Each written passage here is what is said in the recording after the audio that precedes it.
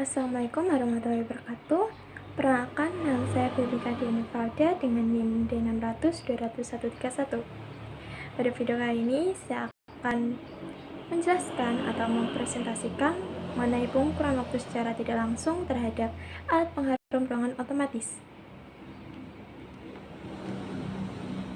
Pada video kali ini, saya membaginya menjadi 3 tahap. Tahap pertama, saya menjelaskan mengenai pengukuran waktu. Yang kedua, saya menjelaskan mengenai pengukuran waktu secara tidak langsung. Yang ketiga, saya menjelaskan alat pengharum ruangan otomatis beserta pengolahan datanya. Tahap yang pertama, pengukuran waktu. Dikutip dari Suta Laksana DKK pada tahun 2006, pengukuran waktu merupakan pekerjaan mengamati dan mencatat waktu-waktu kerja baik setiap elemen ataupun siklus dengan menggunakan alat-alat yang telah disiapkan. Pengukuran waktu itu sendiri dibedakan menjadi 2 macam. Macam yang pertama yaitu pengukuran waktu secara langsung, dan yang kedua itu pengukuran waktu secara tidak langsung. Pengukuran secara langsung itu pengukurannya biasanya menggunakan stopwatch dan samping kerja. Sedangkan pengukuran secara tidak langsung itu pengukurannya biasanya menggunakan pengukuran standar dan pengukuran data waktu gerakan. Karena pada video kali ini saya hanya berfokus kepada pengukuran secara tidak langsung. Kira-kira pengukuran waktu secara tidak langsung itu apa sih? Pada tampilan di layar terdapat gambar meteran dan jangka sorong. Itu adalah contoh pengukuran standar yang biasa dilakukan untuk pengukuran waktu secara tidak langsung. Kembali lagi, pengukuran waktu secara tidak langsung itu merupakan pengukuran yang dilakukan tanpa harus pengamat berada di tempat yang akan diukur. Pengukuran waktu secara tidak langsung dilakukan dengan cara menggunakan tabel yang telah distandarkan, dengan catatan mengetahui setiap gerakan pekerja ketika melalui suatu pekerjaan.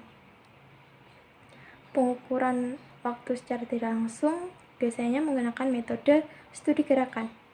Nah, studi gerakan itu sendiri dikutip dari Suta Laksana, Angga Wisastra, dan Cokromadjo pada tahun 2006, halaman 102. Studi gerakan merupakan analisis yang dilakukan terhadap beberapa gerakan bagian tubuh pekerja dalam menyelesaikan pekerjaannya. Nah, di tahap 3, saya akan menjelaskan mengenai alat pengharum otomatis serta pengolahan datanya. Pengharum ruangan itu sendiri merupakan suatu produk yang digunakan untuk memberikan sensasi harum yang menyegarkan di ruangan yang tertutup dengan berbagai varian keharuman. Biasanya menggunakan varian keharuman seperti bunga dan juga buah. Ruangan otomatis itu sendiri memiliki 3 manfaat. Di sini saya hanya menjelaskan 3 manfaat saja. Yang pertama, efisien waktu.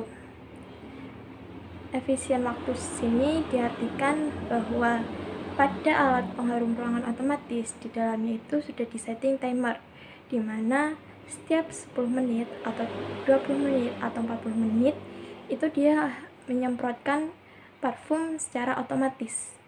Makanya di sini saya mengatakan bahwa alat pengharum ruangan otomatis itu efisien waktu karena tidak melulu kita setiap detik atau setiap jam menyemprotkan pengharum ruangan. Tuh. Jika kita memiliki alat pengharum ruangan otomatis, maka itu dapat menghemat waktu kita. Jika misalnya kita itu lagi sibuk atau misalnya kita sedang keluar berlibur yang membutuhkan berhari-hari seperti itu. Nah, manfaat yang kedua adalah fleksibel. Di sini fleksibelnya karena bisa ditaruh di sudut-sudut ruangan, misalnya di atas lemari, atau di atas meja, atau di atas TV, atau bisa juga ditempelkan di dinding. Makanya sini saya mengatakan fleksibel, dan juga bisa ditaruh di tempat-tempat yang sekiranya itu bisa menjangkau seluruh ruangan seperti itu. Untuk manfaat yang ketiga adalah hemat. Hemat itu sendiri karena ketika kita pertama kali membeli alat pengharum ruangan otomatis, itu pasti terdapat gratis botol parfumnya. Nah, ketika kita menggunakan dan botol parfumnya habis, kita tidak perlu membuang keduanya. Kita hanya membuang botol parfumnya saja, karena alat pengharum ruangan otomatisnya bisa digunakan kembali jika memang tidak rusak atau tidak mengalami kerusakan seperti itu.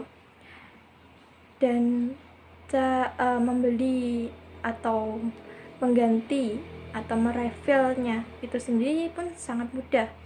Kita bisa membeli di warung atau toko terdekat, kita membelinya dan memasangkannya, dan itu sangat mudah dan bisa dilakukan di mana saja juga. Itu jika kita membeli alat pengharum ruangan yang tidak otomatis atau manual, itu biasanya ketika sudah habis ya kita buang bersama tempatnya. Seperti jika alat pengharum ruangan otomatis, kita hanya membuang botol parfumnya saja, yaitu bisa menghemat uang kita. Itu. Nah, pada tampilan di layar terdapat langkah-langkah memasang alat pengharum ruangan. Sebelumnya saya akan menjelaskan isi di dalam alat pengharum ruangan otomatis, di mana ketika kita membukanya, pertama kita membuka tombol ini di atas ini dengan menekannya ke bawah, maka penutup depannya itu akan terbuka. Terbuka, maka akan tampil seperti gambar di layar ini. Akan tampil seperti ini, dimana di dalamnya terdapat lampu indikator untuk mengidentifikasi bahwa alat tersebut masih bekerja atau tidak. Tempat untuk menaruh botol parfumnya, ya di mana parfumnya itu sendiri terbuat dari kaleng aerosol. Yang kedua, ada dua tempat untuk memasang baterai. Nah, untuk alat pengharum ruangan otomatis tersebut itu memang dibutuhkan dua baterai untuk membuat alat itu bekerja gitu. Dan juga ada timer untuk menyalakan waktu seberapa lama ingin kita ruangan itu bisa wangi atau segar seperti itu. Sini ada pilihannya, ada 10 menit, 20 menit, 40 menit off. Nah, off itu sendiri dimaksudkan bahwa kita tidak ingin menyetel waktu pada alat pengharum ruangan otomatis.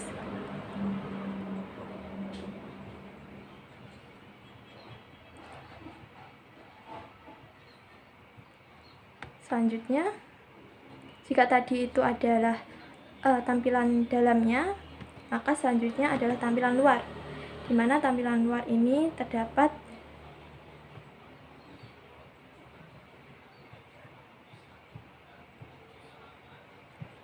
lampu indikator di luarnya. Dan biasanya pun tampilannya hanya polosan seperti ini, tergantung merek yang kita beli. Untuk tampilan botolnya itu seperti ini, dimana ada tombol spray untuk menyemprotkan parfum tersebut. Berikut adalah cara pemasangannya. Kita tekan terlebih dahulu tombolnya, maka akan terbuka. Nah, di sini saya mempunyainya tidak seperti yang digambar tadi. Saya mempunyainya itu yang tempat baterainya itu yang ada di dalam. Jika tadi ada di sini, tapi saya punya itu ada yang di dalam sini, maka saya memasang baterainya terlebih dahulu, baru botolnya. Jika tadi itu bisa memasang botolnya terlebih dahulu baru baterainya, atau sebaliknya, tapi di sini harus memasang baterainya terlebih dahulu. Jika tidak, maka baterainya tidak bisa dimasukkan seperti itu.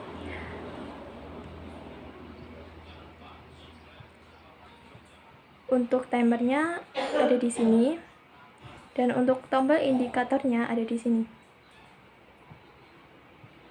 Seperti itu.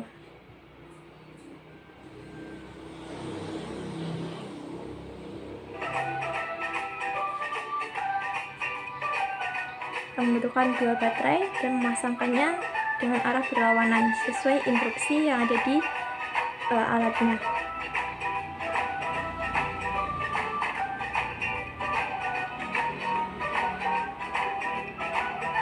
Untuk tempat botol parfumnya itu memang berada di tengah.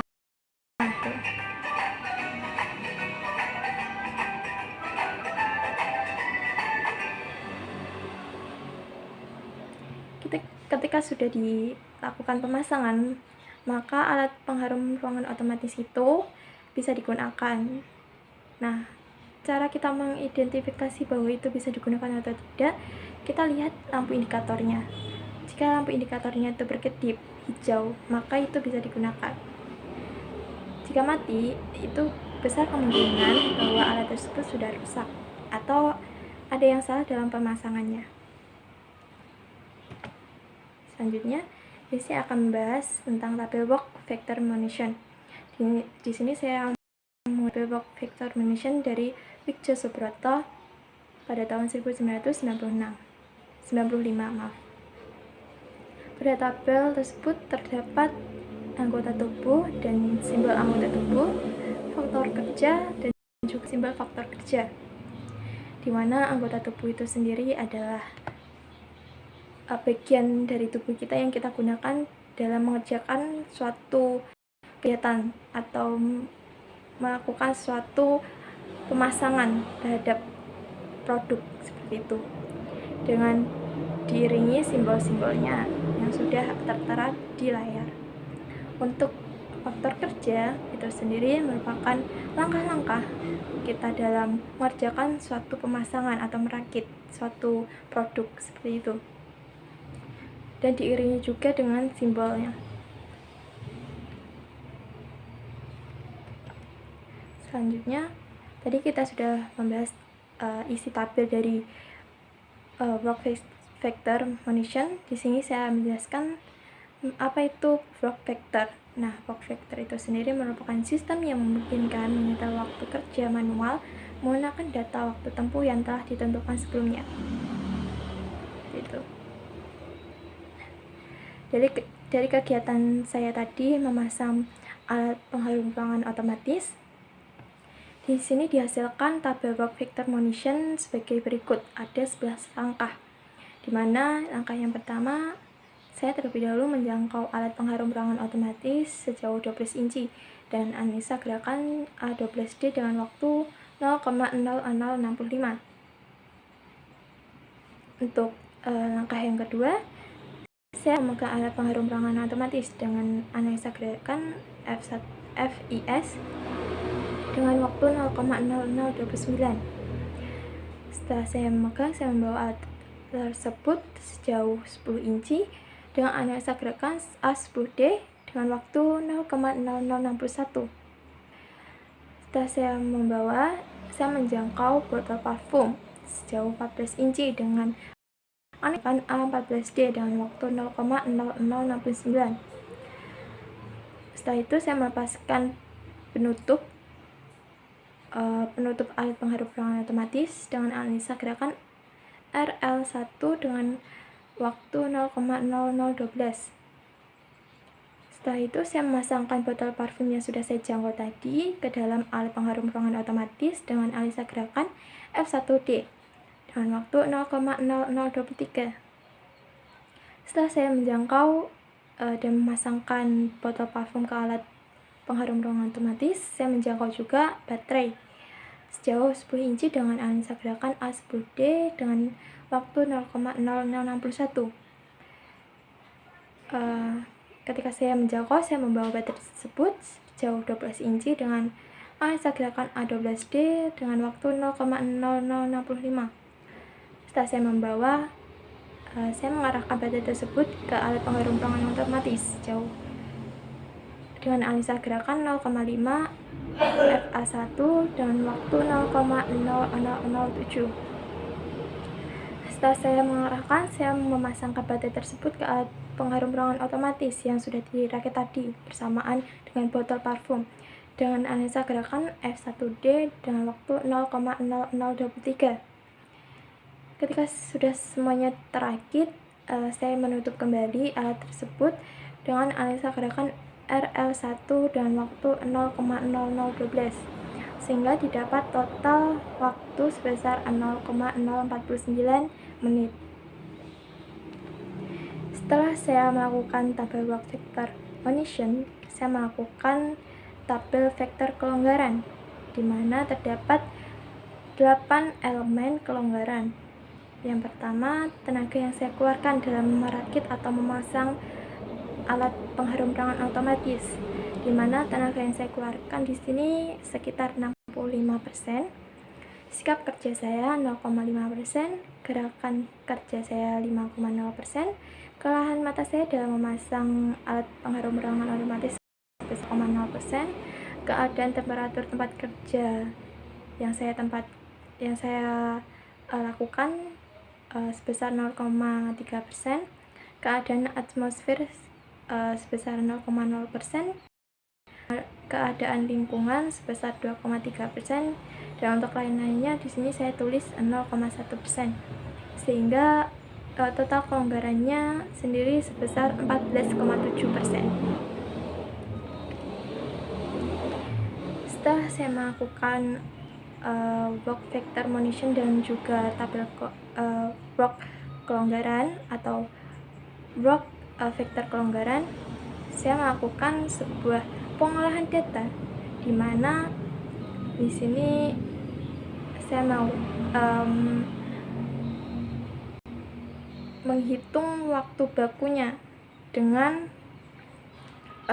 rumus waktu normal dikali TMU. Di sini TMU-nya sendiri adalah 0,0006 dikali 1 ditambah I itu sendiri adalah waktu kelonggaran, sehingga didapat 0,049 dikali 0,0006 dikali dalam kurung 1 ditambah 14,7, sehingga didapat waktu bakunya sebesar 0,00046158 menit. Sekian dari presentasi saya mengenai penghitungan waktu secara tidak langsung terhadap alat pengharum ruangan otomatis. Mohon maaf apabila ada kesalahan kata ataupun sikap. Billahi fisabilillah, fastabiqul khairat.